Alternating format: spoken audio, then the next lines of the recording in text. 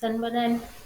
Namhlanje sizobuyekeza indaba yethu Inkosazane ezitshelayo, inoveli lena ebesiyifunda ebangeni lesikhombisa. Abalingiswa kule ndaba inkosazana, inkosi, izinduna, amakhosana, uMandla kaNtuli. Kwakukhona inkosazana eyayiziqhenya kakhulu. Sitshela ukuthi le nkosazane amathe nolimi nenkosi. Inkosi yayithanda kakhulu inkosazane. Sitshela nanokuthi umama wenkosazane uNdlunkulu wakhothama. Inkosazane-ke yayihlala noyise futhi yayithola yonke into eyifunayo. Kodwa ikhona lento le eyayikhathaze inkosi ukuthi inkosazane yayingakamtholi umuntu ezoshada naye ngalesi sikhathi. Inkosi-ke yayisithatha isinqumo sokuthi izomema wonke amakhosana kanye namadodana ezinduna ukuthi beze emcimbini ukuze inkosazana phela izokwazi ukuthi ikhethe umyeni. Nangempela azafika Nkosi yami izinsizwa, amakhosana kanye namadodana ezinduna. Kumakhosana kwakukhona inkosana ekwakuthiwa uMandla kaNtuli.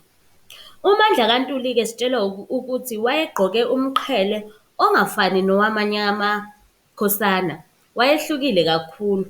Futhi siyatshelwa ukuthi uMandla kaNtuli wayeqhamuka kumndeni ocebile. Kodwa inkosazana yayingenandaba, yayingafuni muntu ukuthi ayishade kulowo mcimbi. Yayidelela wonke amakhosana athi azama ukuzibika kuyo. NoMandla kaNtuli wathi uyazama naye, hhayi wahluleka, inkosazana yayingafuni lutho. Wahlekisa ngoMandla kaNtuli emudelela phambi kwabanye abantu. Inkosi yadinwa kakhulu yilesi senzo senkosazana, kuthi inkosazana ayihloniphi neze. Ayikwazanga ukuhlonipha amakhosana kwakuyizivakashi zakubo. Futhi yadelela wonke umuntu owayelapha emcimbini owayethi uzama ukuzibika kuyo. Yase ithi yathi inkosi, noma ngabe ubani ozofika nesikhumba sebhubesi, obulala ibhubesi, uyena ozoshada nenkosazane. Ayisenandaba ukuthi lowo muntu owasebukhosini noma lowo muntu owakuphi. Yavesane yakhipha leso sinqumo inkosi ngoba isidinwe kakhulu, idinwe ukuthi inkosazana ayihloniphi. Nangempela kwathi makuhamba iy'nsuku kwafika indoda eyafika nesikhumba sebhubesi igcwele igazi, izifihlile ebusweni, izifake ubucako obumhlophe. Yathi yafika yanika inkosi isikhumba sebhubesi. Inkosi-ke yayingasafuni ukuthi inkosazane ishade nalo muntu, kodwa ngoba yenza isithembiso, kwamele ukuthi igcine isithembiso sayo njengenkosi phela. Inkosi nangempela-ke yavuma ukuthi inkosazane ishade nalo muntu ongaziwa.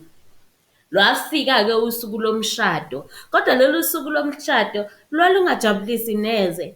Inkosi yayingasafuni inkosazane ihambe, kanti futhi nenkosazane yayingakhululekile ngoba yayingamazi lo muntu ukuthi unjani, lo muntu wayezifihlile. Yahamba-ke naye inkosazane lo muntu, badabula amahlathi. Mabefika bafika ehlathini elihle, ihlathi kwakuthiwa elikaMandla kaNtuli.